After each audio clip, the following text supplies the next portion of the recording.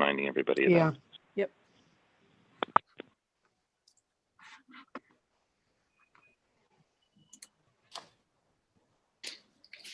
Reminding everybody of Yeah. that. Okay, we're live. Okay. Thanks, Jeremy. Angela, let me ask you this. If I apologize before we get started. If I can't move the organizational further into the meeting because the new chair's got to run the meeting, correct? So we'd have to wait for Diane to sign on. Yeah, that would be my suggestion. I think open forum, I suppose, if there's any member of the public who would like to speak, that would be appropriate. But Mr. McFadden's right. The bylaws require the full committee, and that organizational part should take place First. Yes, correct. Yeah, okay. All right. Okay. Okay. So let's do, I have some comments and so I'll call the meeting to order at 6:04. I'd like to welcome our new school committee members, Andrea Monroe from West Greenwich and Michael Pissola from Exeter. Welcome to both of you. Looking forward to working with both of you. Let's see. So our meeting today, let's see. We have on members Donovan, we have member Green, we have member McFadden, myself, and we are awaiting member Allen. We have James Aronakis, our superintendent, Bob Ross, our director of administration, Jeremy Taylor is director of technology, monitoring the meeting. Let's see. We have our two legal counsels, Attorney Hennius and Attorney Pollock. Okay, I'm going to go over a little housekeeping just because we have two new members.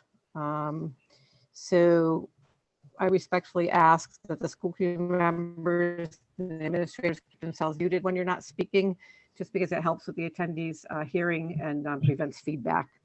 And then if a school committee member would like to speak, you can raise your hand. So there's a raise hand function at the bottom of your screen. If you click over on participants, and then over on the right hand side, there's a raise hand. If you're on the phone, you can hit *9 and *6 mutes and unmutes. I think that's it for that. Okay, and then open forum. So comments must be directed to the chairperson of the school committee, who may limit or terminate discussion. No comment should address personnel, litigation, or negotiations as restricted by the open meeting regulations. The school committee cannot take action or vote on topics introduced that are not reflected on the agenda. So if there is someone member of the public that would like to address something that is not on the agenda of the school committee, you may do so now, and you can use your raise hand function or hit *9 if you're on the phone.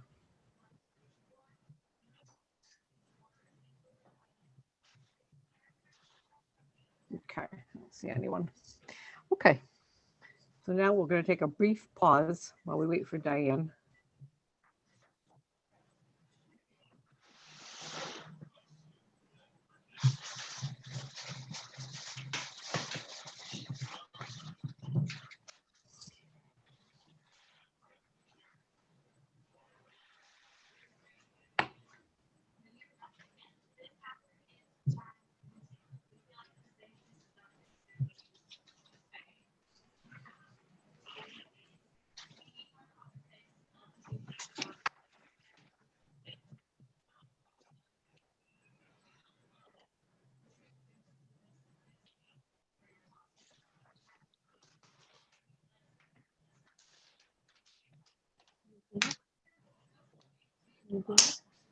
Yeah.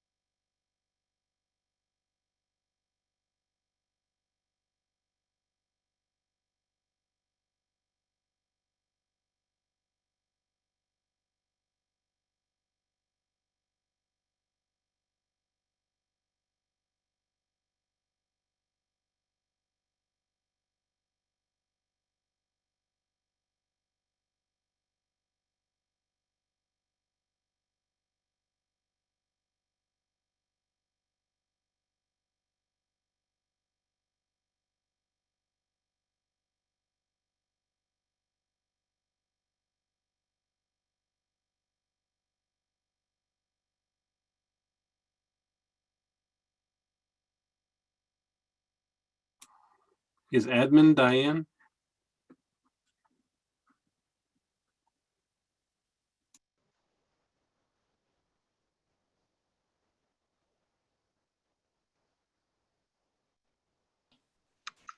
I don't think so. Although it could be, I guess.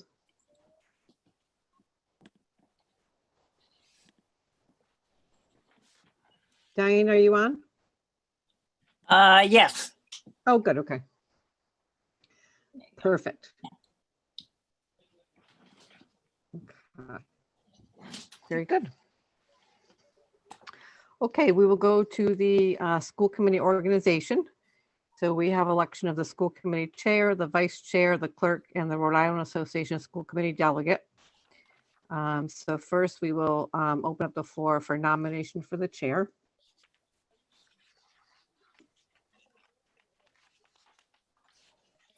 Please want to raise your hand and call on you whoever going to speak. Member Donovan? Thank you. I move to nominate Claudine Panday as chair.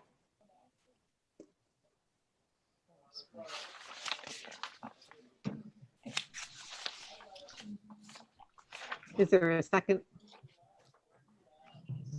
Member Green?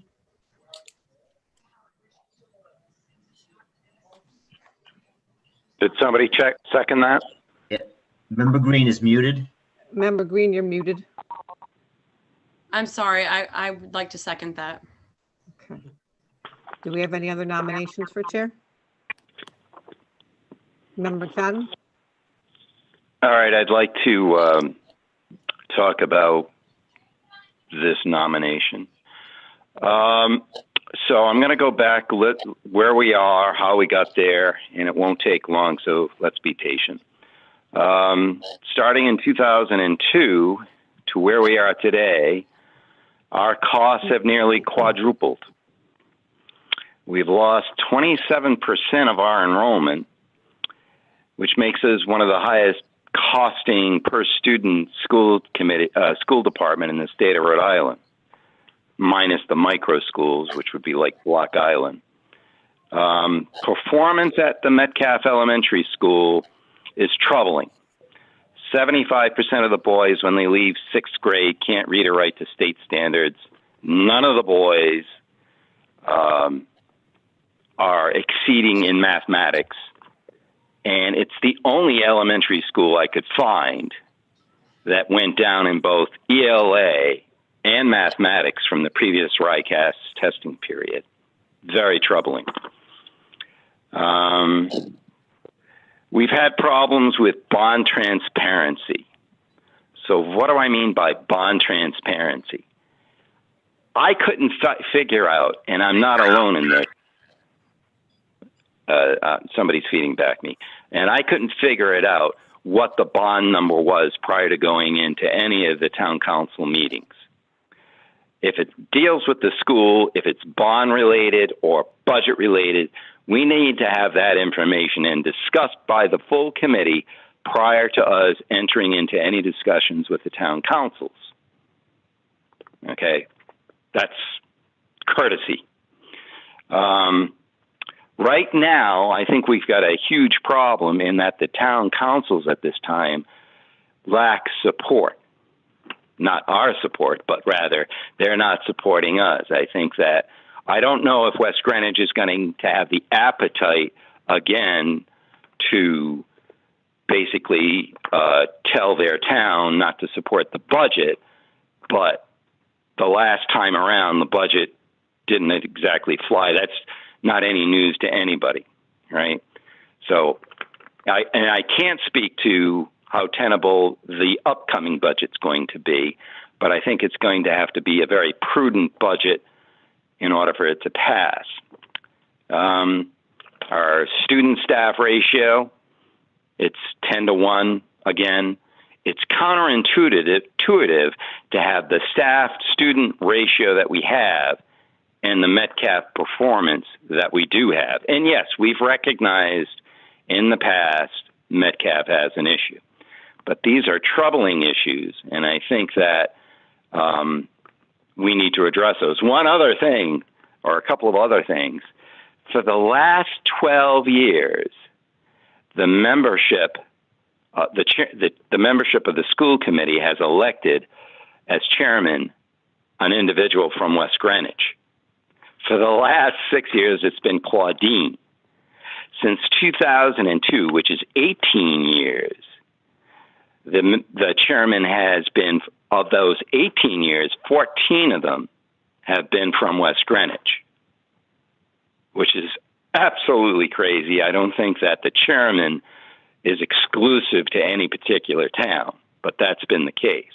So as a result, you know, there has been problems between Exeter and the school committee from West Greenwich, or the membership from West Greenwich.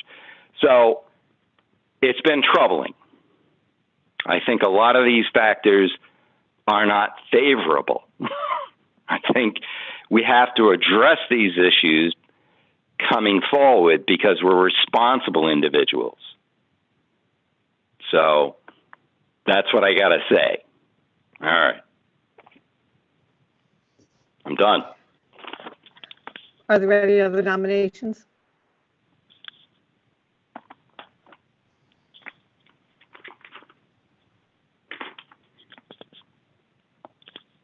Okay, I don't see any hands raised.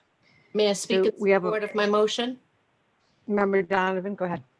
Thank you. I nominated Claudine because I think she's been a very capable leader of the school committee during some extremely difficult times. No year is easy, and coordinating the elected officials between two municipalities is no easy feat. But certainly the last couple of years have been more challenging than most. And I believe that Claudine has done a terrific job of keeping communication open, of working with the administration, and balancing her knowledge of the law with the policies and the regulations for the school district.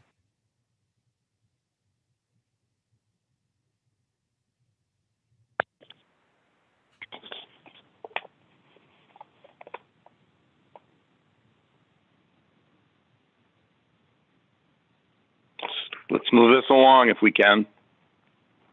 I didn't hear a second request, so we got to move this vote along, I think, right? Anybody hear me?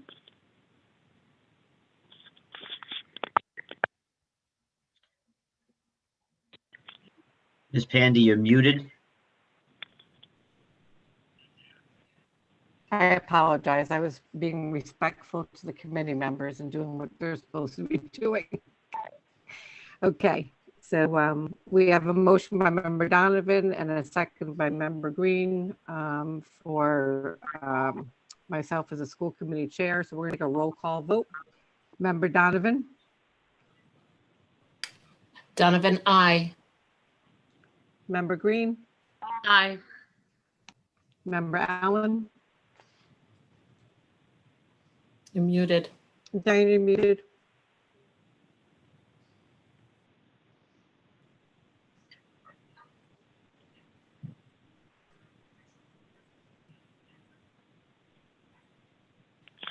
It should be on the bottom left.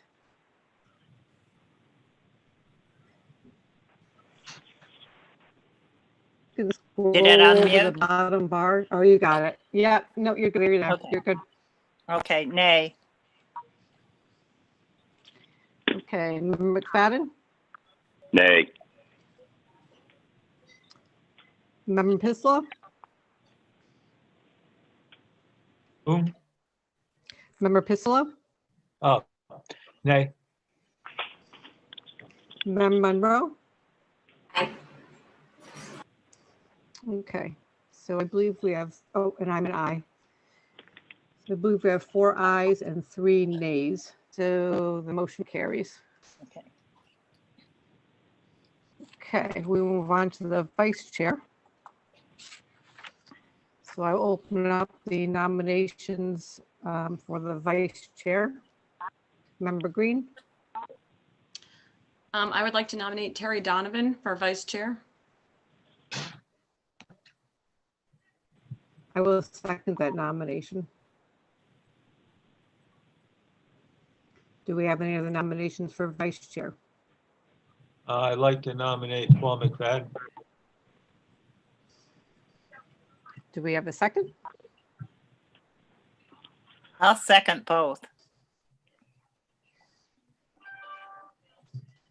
Okay, any other nominations? Okay. We're going to take a roll call vote on both. So we'll do, let's see. You do them in the order they were made, Ms. Panda. Okay, thanks, Andrew. Oh, could I make a comment? Sure, go ahead, Diane. I just hate to lose Terry as our clerk, to be quite honest. Okay. All right. So we have motion for member Donovan to be the vice chair, and that was seconded. Member Green made the motion. Member Panday seconded. So we'll take a roll call vote on member Donovan. Member Green. Aye. Oh, sorry. Member Donovan. Aye. Member Allen. I'll go with aye because she wants to do it. But I don't like losing her as clerk. Okay, noted. She's a fabulous clerk. Member McFadden. Nay. Member Pistolo. Nay. Member Monroe. And I'm an aye. Motion carries. And then we'll go on to our nominations for the clerk. Member Donovan. I move to nominate Cheryl Green as clerk. I'll second that. Do we I'll have any other second. nominations? Okay. Do we have any nominations? I'll nominate Paul McFadden. Oh, you don't want me. But I won't carry. That's fine. Do we have a second for Member McFadden?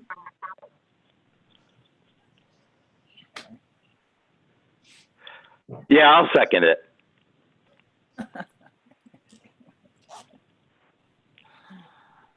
Okay, so we have a nomination for Member Green to be the clerk, and we have that seconded. I'll take a roll call vote. Member Donovan. Donovan, aye. Member Green. Aye. Member Allen. Aye. Member McFadden. Aye. Member Pistolo. Nay. Member Monroe.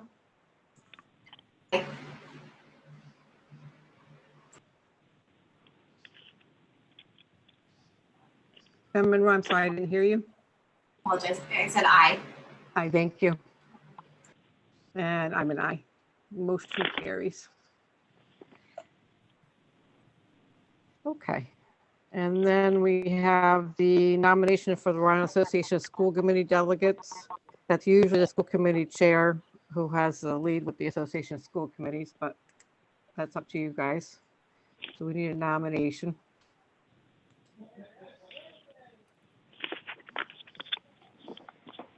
Member Donovan. I move to nominate Claudine Panday. Do we have a second for that? Member Green. I will second that. Okay. Any further nominations?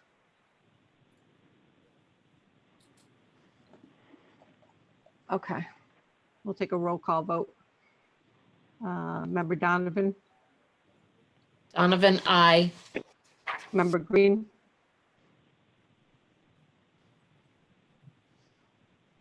Cheryl, you're muted. I'm sorry, I got off the screen for a second. Aye. That's okay. Member Allen, Aye. Member McFadden, Nay. Member Pasillo, Aye. Member Monroe, Aye. and I'm an aye. Okay, motion carries. Okay, thank you, everyone.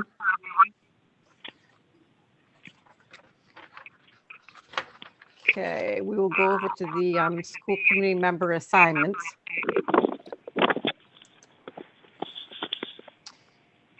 So there was a description in your packets for the standing committees for the school committee. So if, let's see, you can, if you can raise your hand, if you have an interest in any of these positions, I'm going to go down one at a time. Don't we normally elect like an Exeter council liaison and the West Greenwich liaison next? No, they're by volunteer. Oh, okay. Yeah, the only positions like the ones that we just did. So Exeter Council Liaison, do we have an interested member to be the liaison to the Exeter Town Council? I'll do it.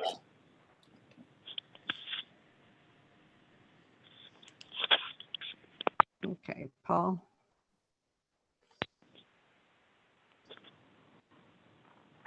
Michael, do you know where your raise hand function is on your Zoom? I'll second, Paul. We're not going to vote on it, but that's okay. Okay. If you go over to the if you click on participants on your bottom bar and then go over to the right, there's a raised hand function. Do you see that? Just because I get distracted, I look at the raised hands and then I saw you raise your hand physically, so I can't. I just get distracted with both. Do you see that or no? I can barely make you out, Claudine. It sounds like it's got a rhyming going on in the background. Okay. Can everybody hear me okay? Anybody else on a problem? Jim, can you hear me? You're on mute. Terry, can you hear me? I can hear you. Okay. I can hear you, breaking up a little bit. Okay. All right.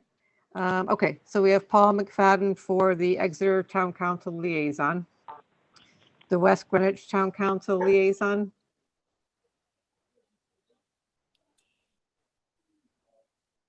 Cheryl, Andrea, either one of you interested in that?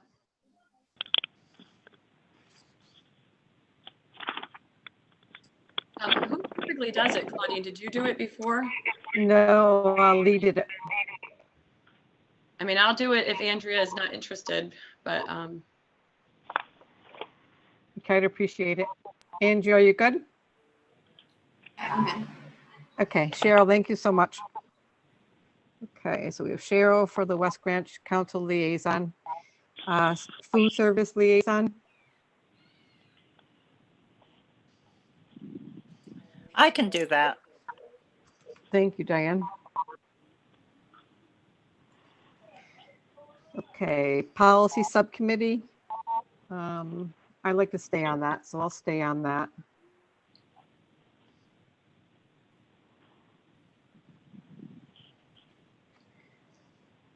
Let's see, Health and Wellness, School Wellness. Any members interested in that? I'd like to do that. I think I was on it before and I'd like to continue. Okay. Thank you, Cheryl. Okay, then we have the building committee. It's one from each town. So Lee did it for West Greenwich before, and I believe Amy did it for Exeter. I'll do it for Exeter. Okay. Michael's going to do it for Exeter. How about West Greenwich? I can do it for West Greenwich. Okay, thanks, Andrea.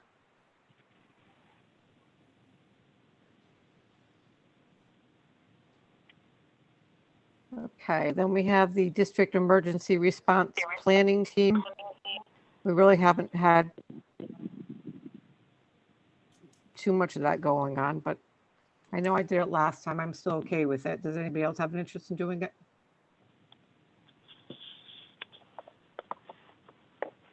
Okay, I'll stay on that then.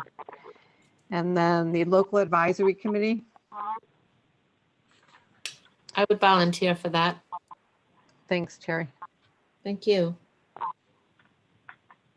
Okay, thank you all members for volunteering. That's excellent. I appreciate it. Okay.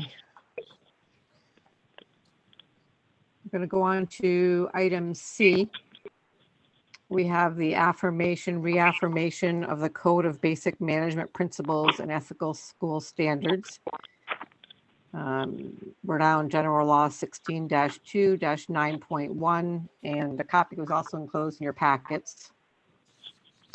So I'm not going to read any of it or give a summary. It was in your packet. So we're going to just have a motion to reaffirm or affirm, well, you can say affirm or reaffirm acceptance of the Code of Basic Management Principles and Ethical School Standards. And then I'll take a roll Oh, call so vote.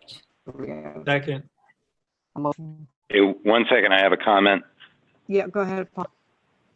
So I did review this stuff, and I think I know it as much as anybody, but I'd like to make sure that everybody is aware of the ethics laws that pertain to elected officials, not school committee members. We're all elected officials, and just be cognizant that there are ethics laws that we should be sensitive to. So I don't see it in the packet. Take it upon yourselves to review that. Thank you. Okay, so we have a motion, we have a second. I'm gonna take a roll call vote. Member Donovan, Donovan, aye. Member Green, Aye. Member Allen, Aye. Member McFadden, Aye. Member Pislow, Aye. Member Monroe. Okay, and I'm an aye. Motion carries. Okay, we have one more item for our organizational meeting. So we have policy 1401, which again was in your packet. This is the school committee's public interactions. It's regarding members' understanding of and commitment to proper decorum as written in section 4. And per our policy, the adoption is by roll call vote. So I will call on each member, and then you would state, I understand and commit to proper decorum per policy 1401. So if we can, let's see, do we have anybody have any discussion on that before I go into the roll call vote? Everybody's good. Okay. Member Donovan? I understand and commit to proper decorum as per policy 1401. Member Green? I understand and commit to proper decorum as per policy 1401. Member Allen? I understand and commit to proper decorum as per policy 1401. Member McFadden? No, I don't think so. It's been used against me in an unfortunate situation. No. Member Monroe?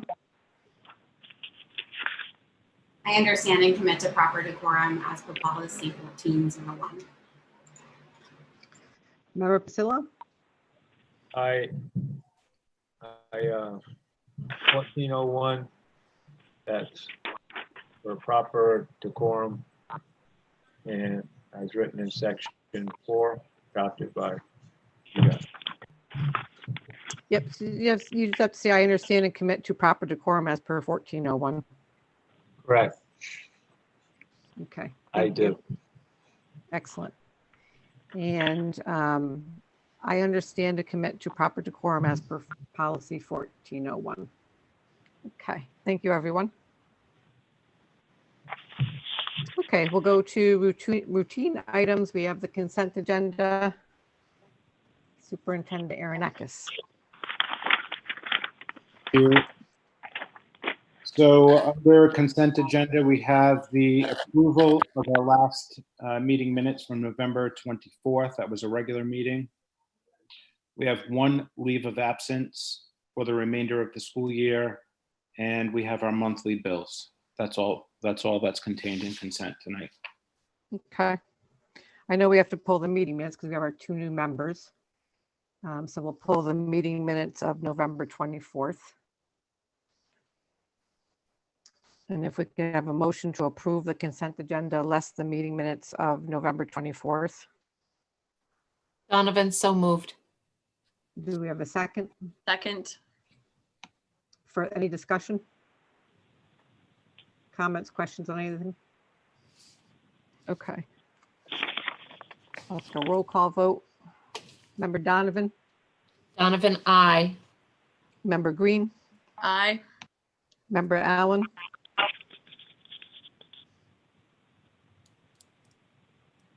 Diane, you're muted.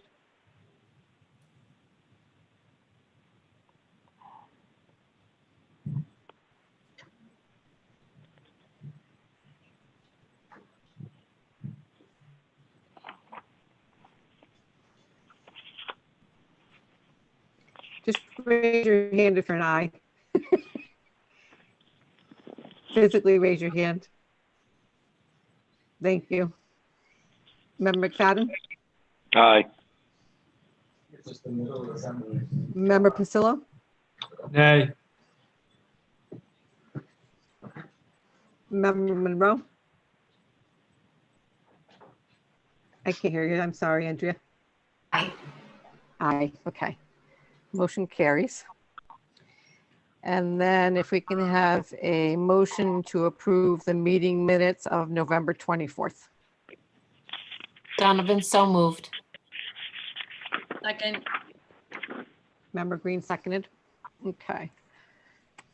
I'll take a roll call vote. Member Donovan, Donovan, I.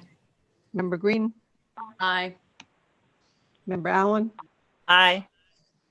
Member McFadden, Aye.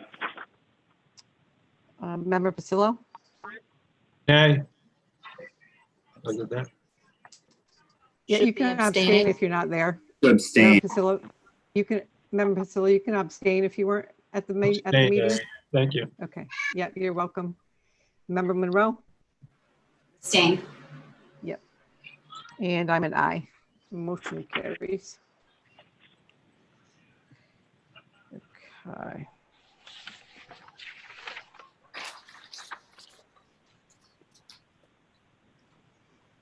Okay, we're on correspondence. We have the November 19th communication to the local legislators regarding the bond sponsorship.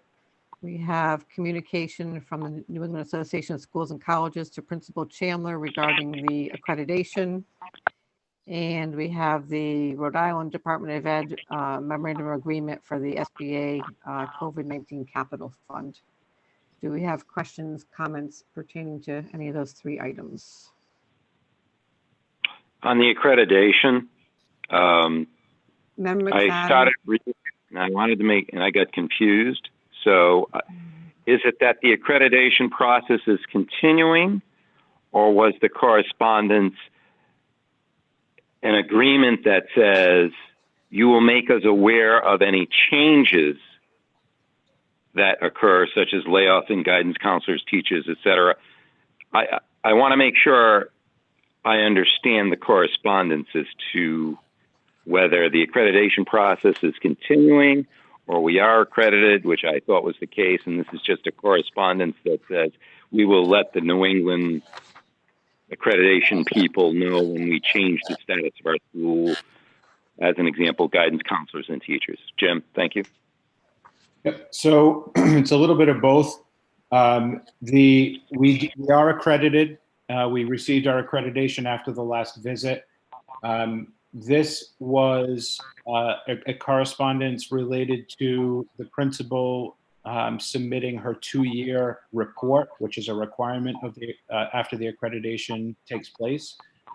So she submitted her report, and the association wanted to acknowledge her receipt. They asked some questions about some of the recommendations that she will need to respond to. And then the substantive change policy, which was the last page that you're referencing, is a standard communication that they attach to all of their notifications. If any of these things were to happen, then we're required to report them to the NIAS committee. Okay, thanks, Jim. Member McFadden, I'd just like to remind you, if you don't mind, it's *9 to raise your hand. And then I will acknowledge school committee members so we can keep some order. Member Donovan, your hand is up. Thank you. I just wanted to ask the superintendent if he had received any response from any of the legislators in the communication of November 19th. Yes. So it was Representative Price that contacted us first, and he has already sent the information over to legal to draft the legislation. I think we might have even attached it. It looks like it's Yeah. attached. So his draft was attached. And he had requested a couple of pieces of information, the signed documents from the school committee and the two individual town councils that had authorized the bond. So we sent those over to him, and he sent those to legal, and they pretty quickly produced the legislative draft that you have in front of you. Terrific. Thank you. You're welcome. Okay, I don't see any other hands up. Everybody's good? All right. We have the 2020-21 budget projection.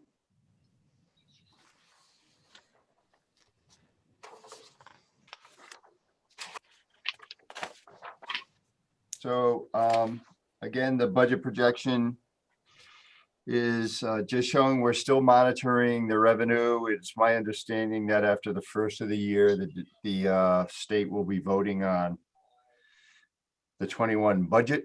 So hopefully we'll have a better sense of the impact to state aid. Right now, we're using the governor's recommended. We are being funded or receiving revenue from the state at the government's recommended rate. But I think most people are anticipating, most districts, most of the talk, but unofficial talk is that there'll be some sort of cut coming, but we're just not sure what that is yet. And we won't know until likely the first of the year, after the first of the year. Expenses continue to run pretty much on par. I don't see anything that's really outstanding. You'll note in the purchase of other in line in Object Code 5500, that's running about $61,000 negative, but a lot of that has to do with some of the unanticipated COVID expenses, but those will be offset by COVID dollars that we'll receive in the form of grants, hopefully. So overall, still looking very good in a very, unpredictable time. Okay, thanks, Bob. Member McFadden, you have a question? So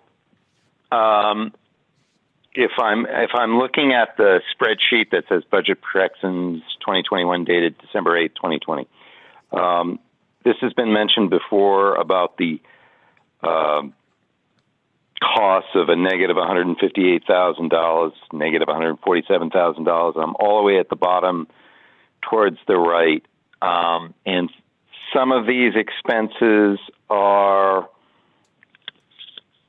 additions.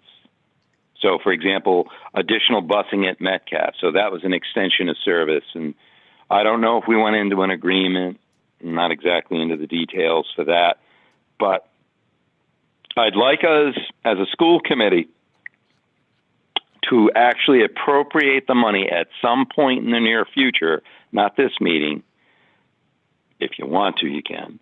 But then those funds that reflect additional services that the school department has requested, as an example, the additional busing to Metcalf, right? So that wasn't services that were originally in the budget. We're asking for more money to give to the bus company for the additional service. So there's an example of additional funds that have to be appropriated out of the reserve fund or wherever revenue it is. And I'd like us to do that sooner than later before they start spying on our reserve funds and determining, our ability to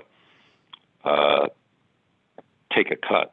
So I don't know out of the negative 158 or the negative 147, other than the Metcalf additional service requests, is part of that number.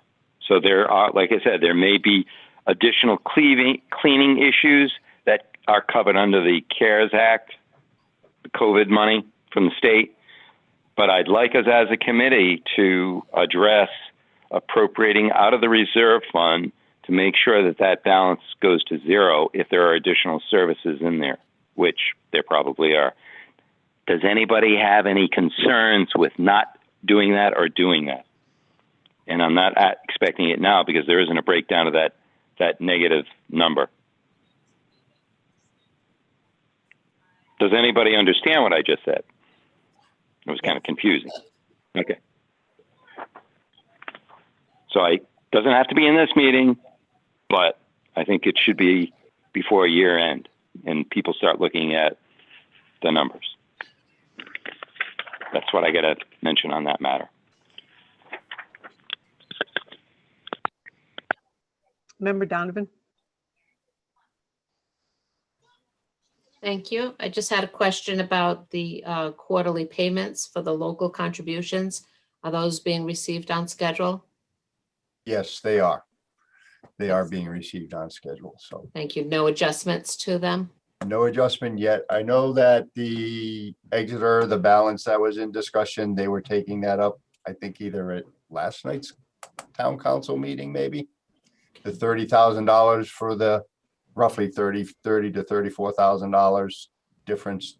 I believe that was an agenda item last night for their town council meeting. I do not know the outcome of that. Thank you. Yep. Any other questions? Okay. Let's see. We'll go on to the 21-22 budget. Anything on that? Nope, the budget builders have, you'll see in my status report later, but they're loading up their budgets. Again, just to remind the committee, we have a new ERP system, so it's more about keystroke and just kind of thinking like the new software when they're doing the entry. But as far as the cost centers and the the drivers of the budget, those remain the same. So it's going well. I think we have probably about 80% of the budget loaded already, so we're doing well. Okay, good. Member Donovan, your hand is still up, but I think it's just up from last time. Okay, good. Okay, we have the monthly status reports. Any comments, questions on any of the status reports? Member Green? Okay, I have a couple of questions for Jim. The RIDE virtual meeting on the district accountability, what are they using for accountability? So it's a great question. Thank you. What they were talking about is the adjustments based on the law that was passed, I want to say 2 years ago. And obviously state testing is part of the accountability system. They were simply going through what the new rules would be, but understanding that we don't have accountability scores from last year because no grade level was required to take the state test. So there won't be district accountability scores that are released this year since we don't have the state testing. What they are going to do is release to districts all of the other data for the non-state testing variables, like for example, your graduation rate and attendance rates and those kinds of things. So that information will be released in about 2 weeks. Yeah, and so we'll have access to it, but they're not doing a calculation, obviously, because most of the accountability is based on state testing, which we didn't do last year. Right. And so that was my other question, but you mentioned it, the attendance rates, which is going to be tricky because of the distance learning attendance rates are tough. Yeah, although, we do have distance learning, but when the children engage in distance learning, they're marked present. They're Right. present in school. So it's really more about the kids that are absent as a result of, they have a symptom. So the Department of Health requires them to be home.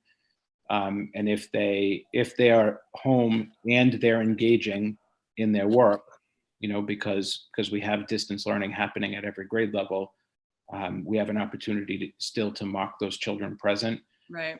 However, the attendance issue for staff, which is a variable, and for kids is a concern for this year, and that's likely an adjustment that's going to be made as well, just given the conditions of the pandemic. It's just everything's so up in the air. Right. That's why I was surprised they were still using it this year. And then my other question. They're not using it. They were just going through the new process with us, understanding that there are missing variables. Okay. And then I didn't know if you could just briefly talk about the virtual meeting with the commissioner. She was discussing in-person options for high school and addressing questions from the participants. Was there any mention of the mental health and wellness of the kids at all, or how they're addressing that? Yes. She has talked about that on pretty much every Okay. conversation that we've had. There has been, and one of the things that she keeps stating is this is one of the key reasons why she wants kids to stay in schools, because mental health concerns are Massive. very significant, and we see it in our district, and it's statewide. Same. So I know that there have been some professional development opportunities that she has talked about, including there is a training session that Dr. Bramage out of Brown University, he's working with RIDE right now, and they're putting out some professional development that will be free to all teachers in the district. He's somebody that we've utilized his research and his work, particularly for secondary schools in our district. In fact, we did training at one of our professional development days at the beginning of the school year on his work. So it remains a concern. We have addressed we've addressed a lot of the concerns to the best of our ability. We've actually increased clinical staff through one of the grants that we received. We've done a ton of training on social emotional learning and supports with all of our staff at the beginning of the year. The state is focusing on it, and one of their big things is we need to try to keep kids in school, because when they're at home, it's it only exacerbates the problems that these kids and their families are experiencing. Right. Okay. It's on everybody's mind. Any other questions, comments? Okay. I'm just going to refer to Jeremy's report.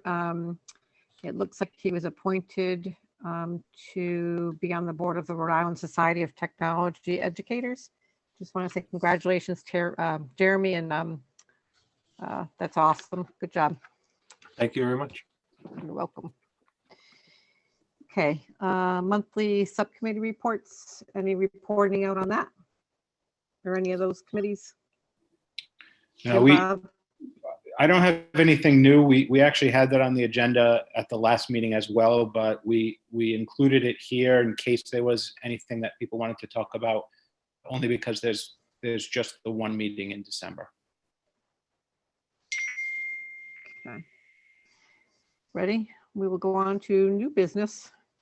So we have the revised 2021-22 budget development timeline. I think one date change on that, Jim, right? Yes. I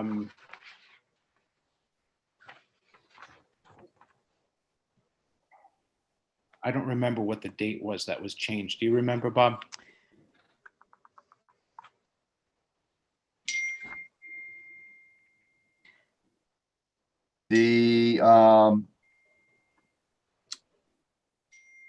the joint town council came before the budget workshops Okay, previously. So we've changed it so the budget workshops take place and then the joint town council happens.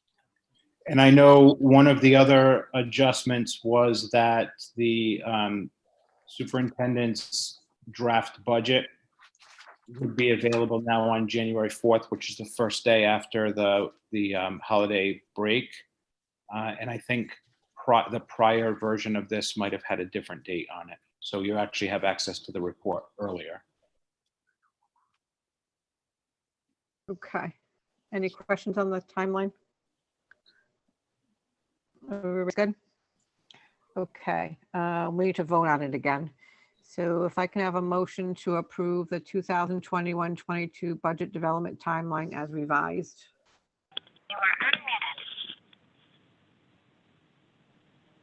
Donovan, so moved. Do we have a second? Second. Okay, any further discussion? Okay, I'll take a roll call vote. Member Donovan, Donovan, aye. Member Green, Aye. Member Allen. Diane, just raise your hand physically. Okay, Diane's an aye. Member McFadden, Aye. Member Pasillo, Aye. Member Monroe. Aye. Okay, and I'm an aye. Motion carries. And then we have the electricity contract discussion and action. Mr. Ross?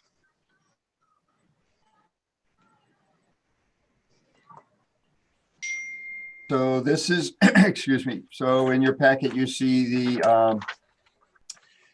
the electricity contract was due up for the district. This is for all the accounts that the district is responsible for. Again, we use the Rhode Island Association of School Committees. They go out to bid, Tim Duffy and his group, and they issue the RFP. They carry all the weight of vetting and awarding and the costs associated with that. And then through Rhode Island General Law 16-2-9.2, districts can ride that bid, use that re-ask bid award to get favorable collaborative pricing. Pretty amazing that, you know, we were currently at $7, I mean, 7 and almost 8 cents, 7.9 cents. The new rate is just under 6.5 cents for a savings of 1.5 cent basically. Total cost avoidance averages about $21,000 a year based on current utilization. So overall, a real good, painless renewal. Okay, any questions or comments? Everybody's good? Okay. So if we can have a motion to award the electricity contract to Direct Energy Business for a fixed amount of 6.424 cents, I think it's per kilowatt, for the Correct. period of December 2020 through December 2023. Donovan, so moved. Do we have a second? Second. Any further discussion? Okay, I'll take a roll call vote. Member Donovan, Donovan, aye. Member Green, Aye. Member Allen. Member Allen's an aye. Member McFadden, Aye. Member Pasillo.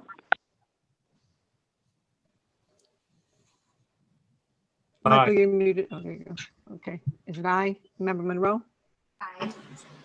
is an aye, and I'm an aye. Okay, motion carries. Thanks, Bob.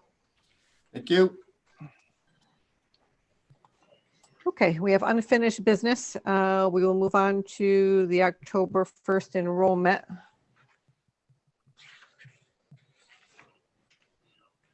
Okay, so at this time, we have a little bit of movement from the previous enrollment. I think West Greenwich went down 3 and Exeter went up, I think 1. I don't have the backup in front of me, but I think that was the movement. There's still 2 residencies that we're confirming. It looks like they're both West Greenwich, but we're just confirming. It's been really problematic getting a hold of people this year for whatever reason, but we're staying on that.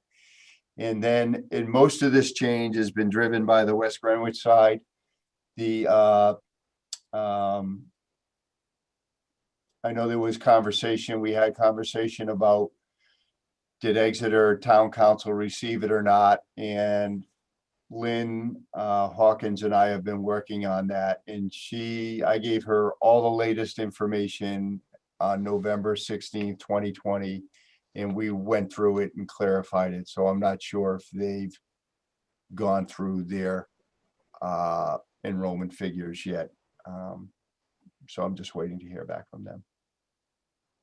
Okay. Any questions, comments on the October 1st enrollment? Everybody's good? Okay, we have the 2021 reentry plan planning updates. Agenda Aronakis. Yep. So I have a few things that I want to address. I did send another communication out to families today, which I forwarded to the school committee as well. That went out publicly. I wanted to kind of go through the contact tracing process because there seemed to be some questions, and I wanted to make sure that everybody understood, what we needed to go through and how sometimes there's information that we have to wait for from the Department of Health before we can actually finish the process and before we can communicate all the information that we know families want to have. But in some cases, we're not allowed to communicate certain things. And in other cases, we have to wait for them to provide the information to us. So we sent that out. And then I included also a survey, which asked really a couple of questions about satisfaction, so level of satisfaction with the current schooling option. We know that we've offered families a multitude of options. Level of satisfaction with communication at the district level, at the school level, and at the classroom level. And then a question about their thoughts for us for the immediate future.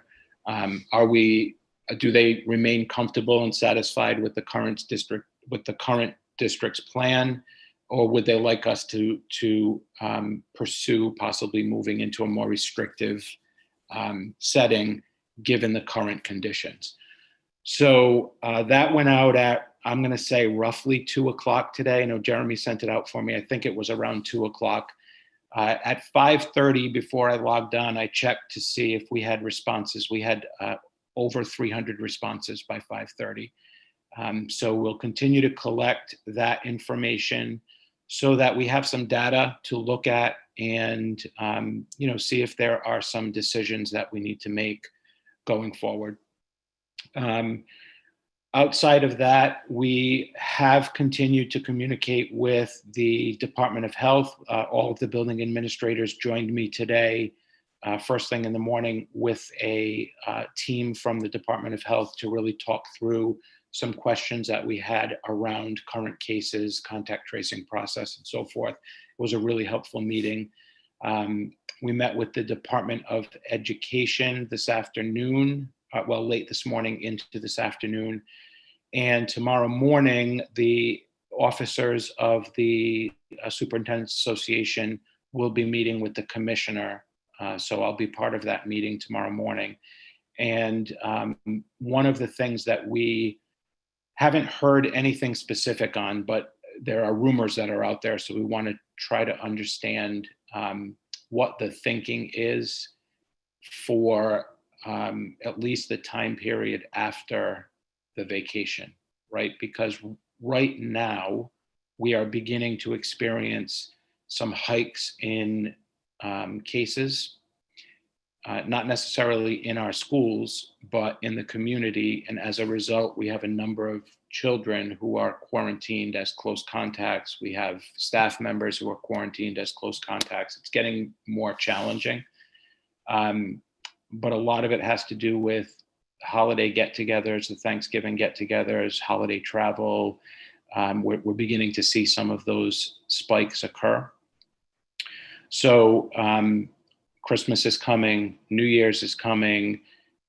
We're concerned that January is predicted to be even worse than what we are right now. If we look at all of the trends and from the scientists, from Dr. Fauci.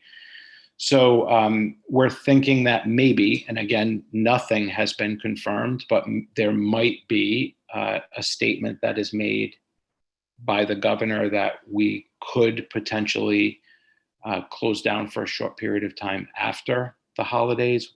That's one of the questions that we want to ask so that we can plan accordingly.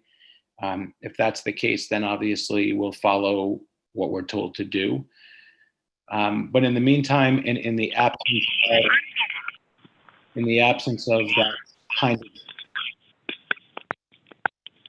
in the absence of that information, we are collecting the data from. Jim, can you hold on a second? Member McFadden, can you please put yourself on mute until I recognize you, because I can't hear Jim. Thanks. Okay, Jim, go ahead.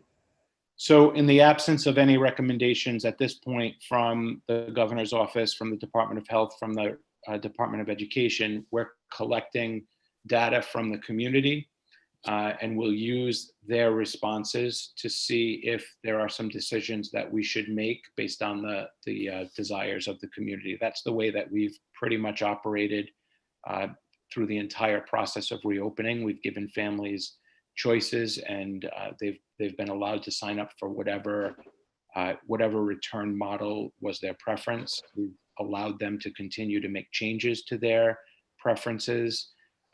So I think we've been really responsive, but we wanted to have an opportunity to kind of check the pulse on where they are right now, what's the level of satisfaction, and what do they think we should do in the immediate future based on what's happening around us.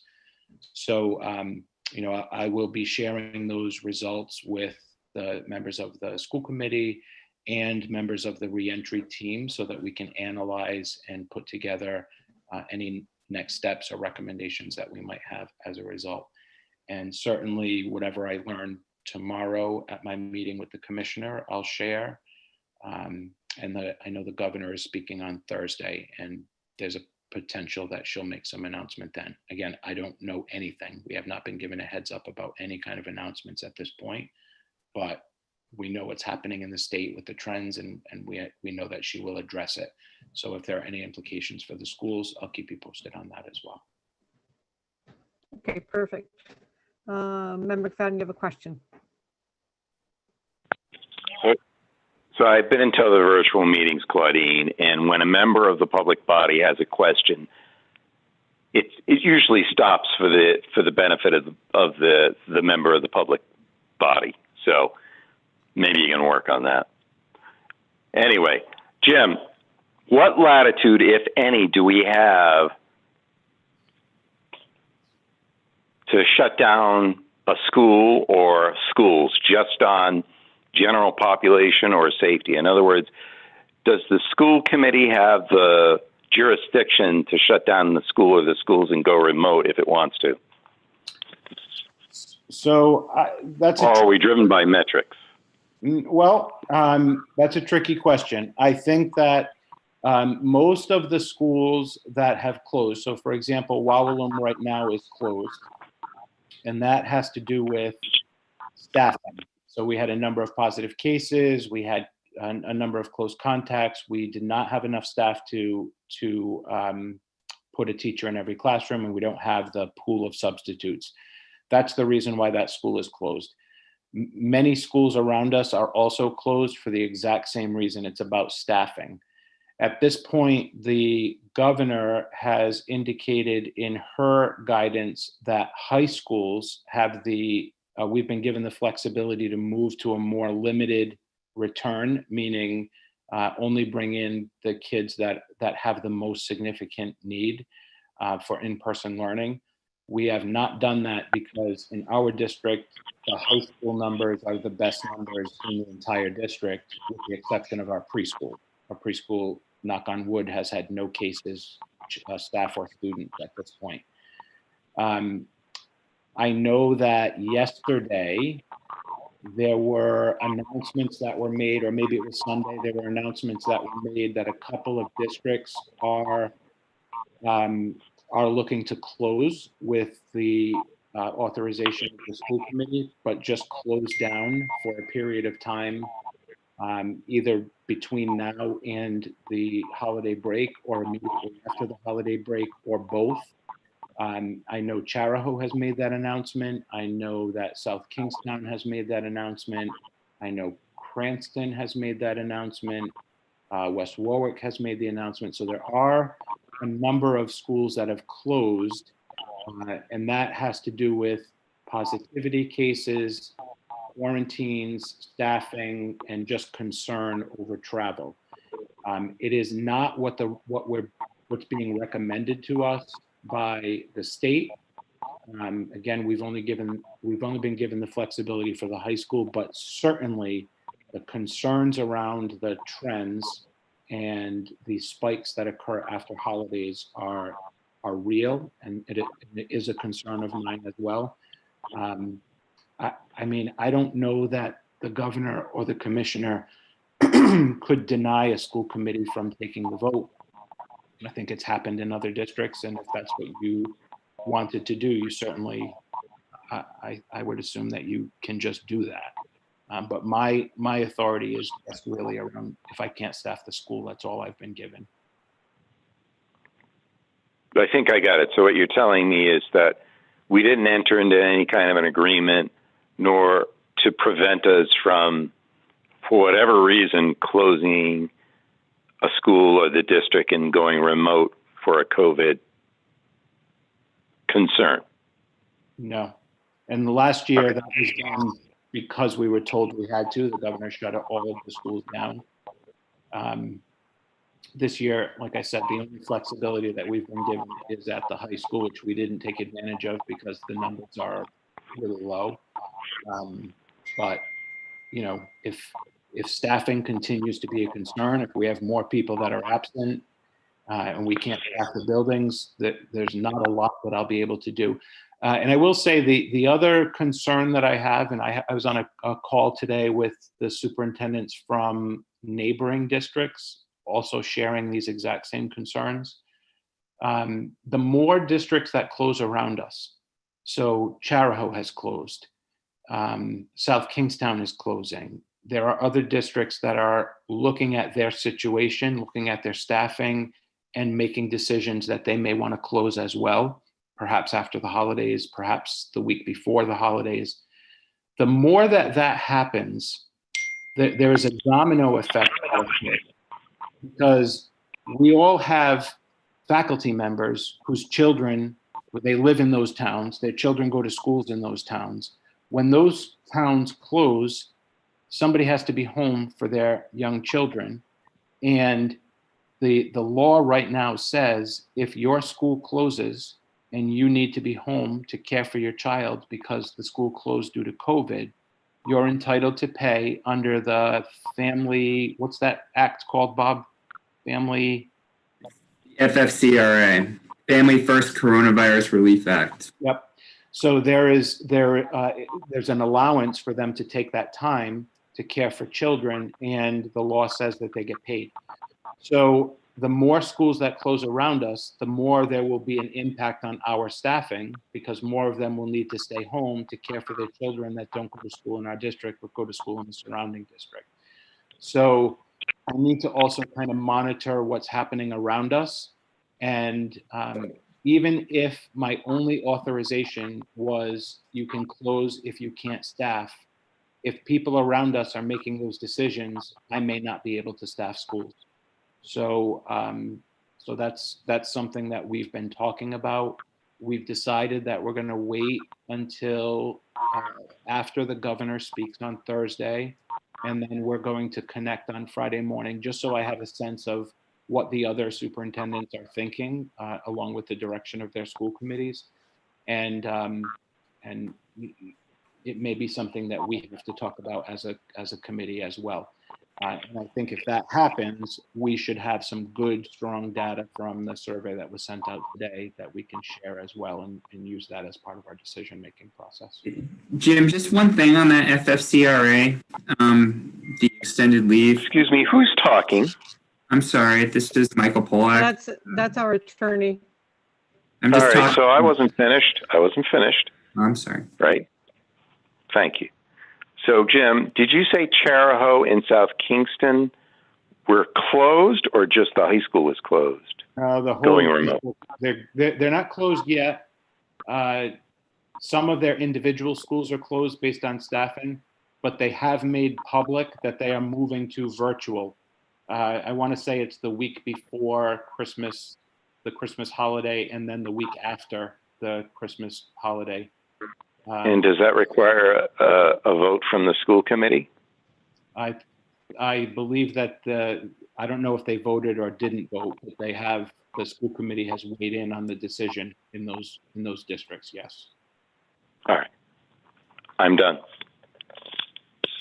Attorney Pollock, you had a question or a comment? Yeah, I just had a really quick point about that FFCRA. Right now, it is Mr. Aronakis is 100% on point as far as the paid leave when the school of an employee's child closes.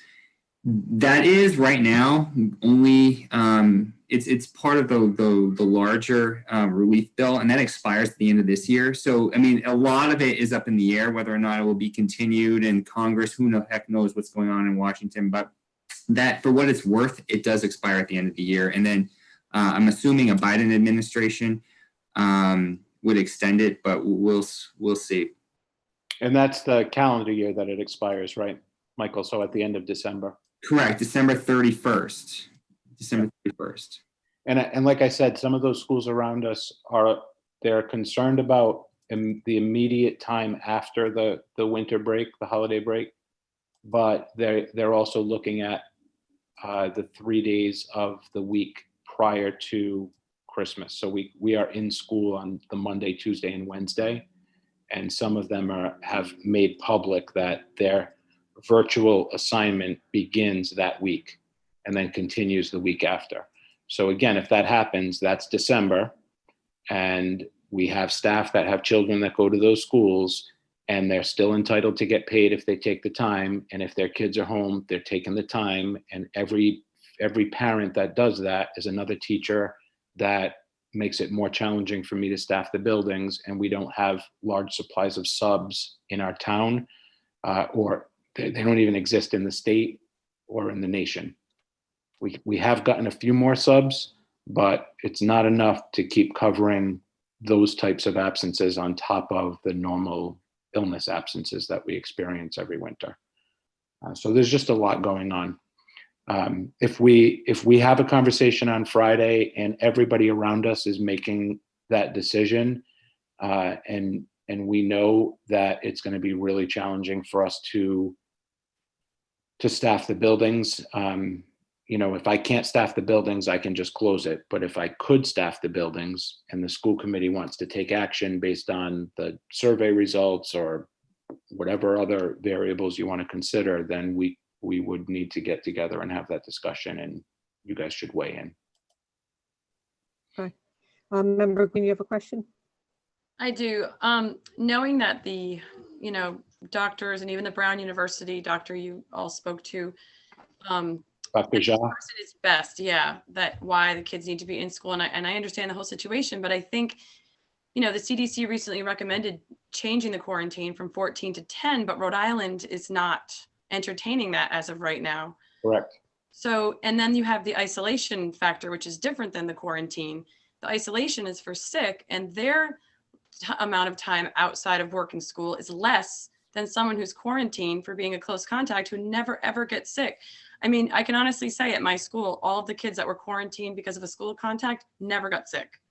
And in fact, since I've been out of school, which was before Thanksgiving, and we changed to distance learning, we've had more cases than we did when we were in school. every day we get more emails. Oh, another faculty member, they don't tell you, but so I know that another concern of mine personally, especially in the upper levels, is the kids congregate when there's no school, even with distance learning. It's just something to think about. And I know the staffing issue, and I totally understand every point you made, and I get it. I just think that, you know, with the asymptomatic quarantines, I wish they would give us a little more leeway. I think it would be helpful. Yeah, we definitely, I asked that question point blank this morning on the meeting that I had with the team from the Department of Health. Mm-hmm. And they said, and they were honest, they looked at their watch and said, at this specific minute, Mm-hmm. Rhode Island has not adopted a change to the 14-day requirement, but that could change. It could have changed by now, is what they said. So in other words, something they're looking at, they anticipate that it's coming, but the Department of Health has not adopted that change yet. So it's still 14 days. And you're right. You know, we have a positive case, and there are 4, 5, 6, 7 kids, 2 faculty members. You know, we had a case at Wawaloom that I had to quarantine, or I had to send to distance learning because I'm not allowed to quarantine. But right, that's the other issue. 4 staff members that were impacted. That is 40 school days missed. Exactly. Because of one meeting that occurred during the infectious period. Because 14 days, you know, minus the weekends, 10 work days per person times 4 staff Mm-hmm. members. We had one case at the high school. There were 8 faculty close contacts. 8. That's crazy. Positive case. 90 missed school days. Right. As a result. So it's just a ton of time. And, you know, luckily, again, still at the high school, we've only had 1 staff case, and it was, you know, it was a significant impact. All of those teachers have now returned. Wawaloom teachers are cleared to return when we reopen on the 14th. Like, that's the plan. So right now, again, things could change, or things may have changed since the time this meeting started. But based on everything that I know, our staffing right now is good. But who knows? Who knows who's going to be identified as a close contact? Who knows who's going to wake up with a runny nose or a cough? And, you know, those are the things that we're tracking every day. Right. We've had kids that were quarantined. We're fine. Didn't get sick. We're in school one day, close contact again, quarantined for 2 more weeks, never got sick, out for a month with no symptoms whatsoever, Right. Didn't get sick. So, you know, it's stuff like that I think that I understand all of it, but at some point, you know, they want the kids in school. However, you have these restrictions that most of the kids we've had that have actually gotten symptoms got them quite quickly. It wasn't a 14-day thing. It was within the 2nd, 3rd day of being in contact with a symptomatic person. And that's the science that they're using to make the recommendation, or that the CDC made the recommendation to shorten that quarantine period. 10, just or less. It may be less based on what I heard today. But again, the Department of Health said that the Rhode Island, the hires up in Rideau have not adopted that yet. So they're sticking to 14 as of right now. And there's I just went through. Cheryl, you done? Okay. I'm good. Thank you. I'm good. Okay. Member Pasillo, I know your hand is up, but I had to wait for Member Green to finish because I waited for Member McFadden to finish. So just, you know, I see your hand. Everybody's just got to be patient. Okay, go ahead. Well, I just went through the virus 2 weeks ago, and it's now 10 days. The state official called us and let us know we couldn't be around anybody for 10 days from the positive test day. This last Thursday. And that's what they tell you, 10 days now. Yeah, I think that's what Member Green was talking about, that in some cases, an individual who's positive, they have to be isolated for a period of 10 days. But if you live with that person, the person who was sick goes back to work, and the person that you live with still has another 14 days to quarantine because they need to isolate while you're isolating and then quarantine after the fact, because they never tested positive. So the amount of time out is shorter if you actually get the virus than it is if you don't, in some cases.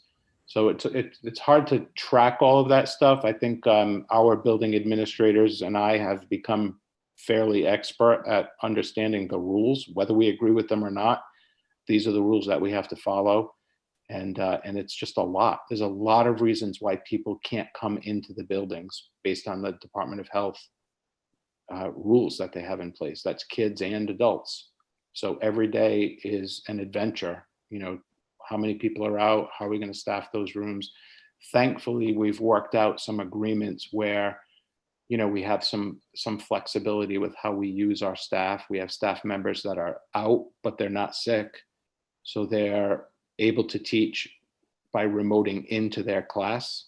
And then we're able to assign like a teacher assistant into the room to supervise the kids, but the teacher is home and still in charge of teaching the class. That's been helpful for us.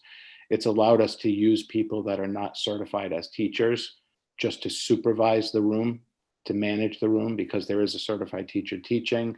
Those are the kinds of things that we're doing that are making it possible for us to stay open, because we do not have enough certified individuals to cover classrooms if we didn't have that agreement with the union. So Thank you. it's tough. Member Donovan? Thank you. The superintendent just answered one of the questions that I had, but I have another question for perhaps Mr. Pollock. With a teacher who's out on Family First, would that preclude them from participating in that kind of situation where they are proctoring their class remotely, but their class is in session in person? So we have allowed it, and then they're not collecting money through Family First because they're actually marked present. And is Family First at 66 2/3%? But they're not discharging a day because they're working the whole day. They're just doing it remotely. So there's an incentive to do that as opposed to Family First. Correct. Okay. And some of our teachers are doing it and some are not. Mhm. And so the ones that do it, it helps us out a lot. The ones that have to stay home and choose not to remote in, then we need somebody to cover that class, and that's where it becomes challenging. Or people wake up in the morning and, you know, they're not feeling good and Right. they call in at the last minute. That's the stuff that's tough. I understand. And I understand there's a difference between if you are simply quarantined because of a close contact, as opposed to if you're on Family First, you likely have other obligations at home because of that. Right. That would prevent you from being able to proctor your class. Correct. All right, thank you. You're welcome. Member Monroe? Hi, so I know you mentioned that in Wallaloo there was close contact with the staff member who tested positive with 4 other staff members. And I noticed in your correspondence, your updates, there's 4 confirmed cases of staff members at Wallaloo who tested positive. Are those the close contacts of that person? So the first positive case happened, and that I reported that, you know, well prior. Then we had a second positive case, and that person has been absent. She just had a baby. She's absent, and she was, you know, she allowed us to make the announcement to her class, to her families. So it's not a secret. The second positive case occurred just prior to the Thanksgiving break, just prior. And then those close contacts were identified and reported. One of those people tested positive. The others have not and have been asymptomatic. The 4th case is completely unrelated to that group of teachers. And is there one of the teachers who tested positive, were there children in that classroom that later tested positive as well? Yep. Yes.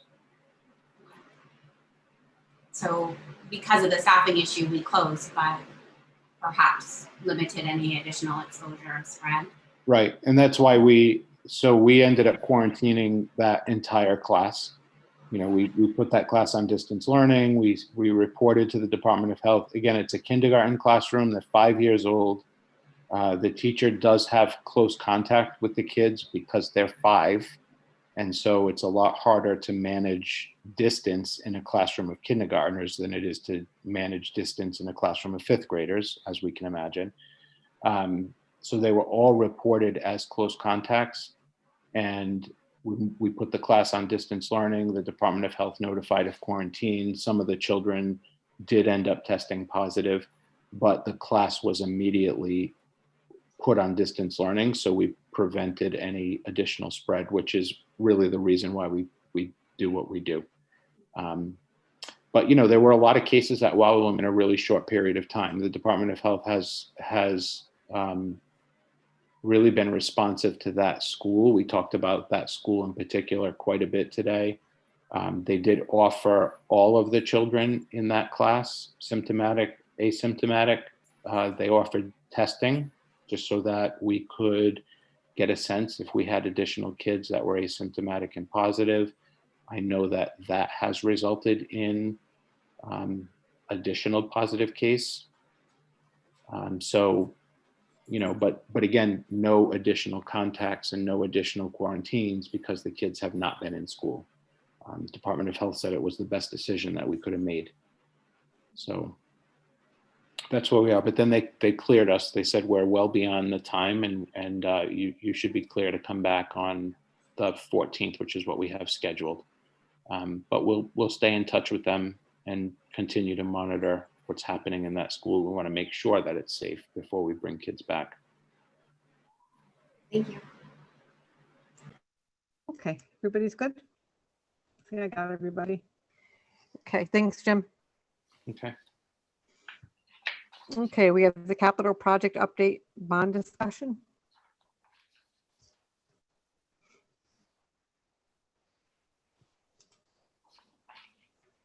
The capital projects for 2020-21 are complete. The Metcalf School entryways and the Walloon School boiler replacement. The Walloon boiler was on November 18th. The commissioning agent came, that's Stephen Turner Inc. And they did the performance testing on the boiler and did the shakedown, and that all worked. There were 2 minor issues that ATC was on site and made the repairs, or made the adjustments, not repairs. And then once the shakedown of the new system was complete and the performance testing satisfied, Steve Bailey, Director of Facilities, and Jimmy Franklin were trained on the operation of the system. It's all digital, so that's allows them to see it remotely on the controllers remotely, and they just went through their paces.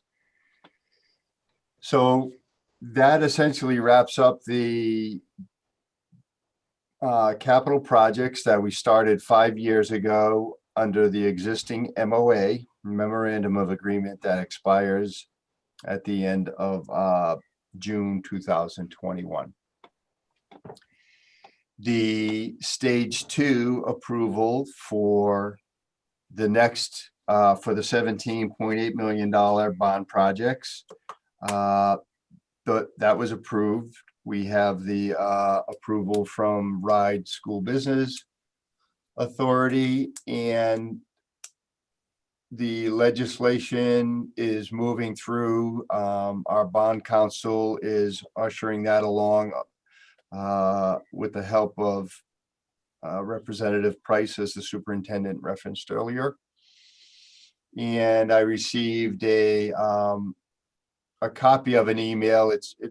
I couldn't see who the source was, but it was our bond counsel responding. I'm assuming it was a General Assembly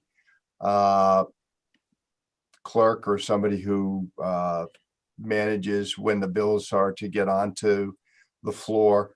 She was forwarding them all the resolutions and enabling legislation. So that's moving along quite well.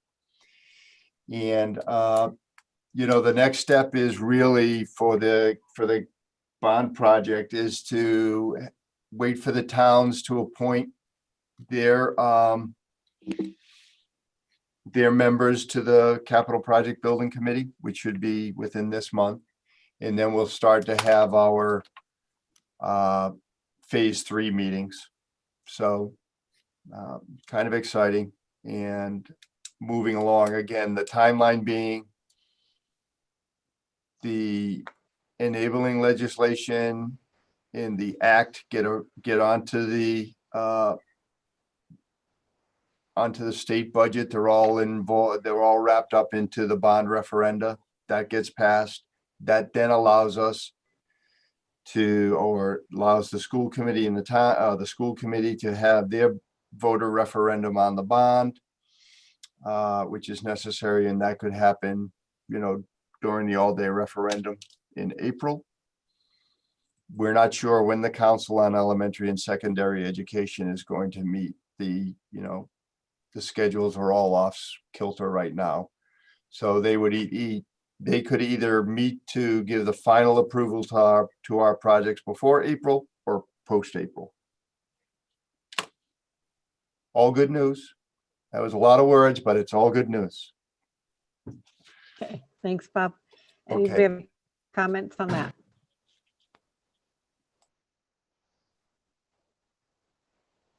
Everybody's good? Okay. Okay, we have important dates and meetings. So January 4th, draft of the superintendent's budget will be available for the school committee. Tuesday, January 12th, we have a school committee meeting. Wednesday, January 20th are the budget workshops. Tuesday, January 26th, we have a school committee meeting. And Thursday, January 28th is a joint meeting with the town councils. So if you want to change that in your calendar, I believe that was a date that changed. And then just to let the members know, for the January 26th school committee meeting, Attorney Hanningus is going to conduct a school committee 101 with some highlights for our district. We've been doing that the past few organizational meetings, and it seems to work out well when we have new members, and just to answer questions and alert us any changes also. Okay, we do not need an executive session. Jim, any, Member Donovan, go ahead. Thank you. Just kind of along the lines of important dates and meetings, and as a prelude to that meeting on January 26th with the attorney, I believe everyone has received by mail from the Rhode Island Association of School Committees the newly elected leaders orientation that will be held on January 8th and January 9th. That's really important orientation and refresher for new and returning members to the school committee. It covers so many topics: the Open Meetings Act, the Public Records Act, our fiduciary responsibilities, ethics, labor contract law and considerations, and protocol at meetings. It's very productive. Like everything else, it's not going to be the same virtually as it is when you can get together with your counterparts in person, but this may be even more convenient. It's divided into two parts. It's on a Friday afternoon and on a Saturday morning. So if you haven't already signed up for that, I would recommend that you did. I find it very helpful. I've done it every 2 years, and there's something new to be learned every time. So that's January 8th and January 9th. Perfect. Thanks, Terry. I did sign up for that. I appreciate you bringing it to everybody's attention. It's always a really helpful meeting. And just a reminder, school committee members are required to do 6 hours of continuing education, and this one earns a lot of credit, and it's a lot of great information. Okay, Jim. Yeah, I just wanted to say too that I do budget for the cost of those workshops. So if school committee members go and there's a cost involved, we will pay that for you. So you know what? I think this one is free because I signed up and it didn't ask for payment. Yep. Yep. That So one is free. This one's free. Yep. Well, I definitely budgeted for that.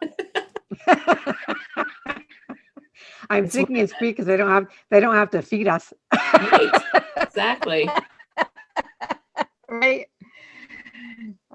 Yeah, you'll have to Thank you. provide your own snacks and drinks from home. Okay, very good. I think we're all set. So if we can have a motion to adjourn. Nobody wants to leave? Donovan, so moved. So moved. Second. So, Okay, I'll take a roll call vote. Member Donovan, Donovan, I. Member Green, Aye. Member Allen. Yep, Member Allen's an aye. Member McFadden. I think he's Member on. McFadden is not with us. Okay. Member Priscilla, aye. Member Monroe. Aye. Okay, and I'm an aye. Motion carries. Thank you, everybody. Have a good night. Thank you. Thank you. Thank you.